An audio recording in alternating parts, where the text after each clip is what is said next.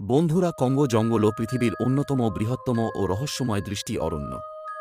এর গভীরে লুকিয়ে আছে এমন কিছু রহস্য যা বৈজ্ঞানিক এবং সাধারণ মানুষের কৌতূহল উদ্রেক করে। এক মোকেলেম্বেম্বে।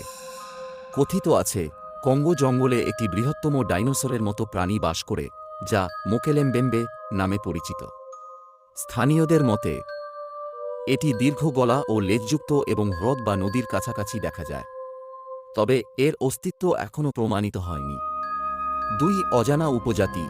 কঙ্গো জঙ্গল ও গভীর অরণ্য। এখানে এমন উপজাতি রয়েছে যারা আধুনিক সভ্যতার সংস্পর্শে আসেনি। তাদের জীবনযাপন, ভাষা ও সংস্কৃতি এখনও বিজ্ঞানীদের কাছে অজানা।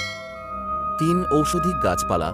এই জঙ্গলে এমন বহু উদ্ভিদ রয়েছে যেগুলোতে বিরল ঔষধিক গুণাবলী রয়েছে। এসব গাছের মাধ্যমে বহু অসুখের নিরাময় সম্ভব, তবে এগুলোর বৈজ্ঞানিক গবেষণা এখনও অসম্পূর্ণ।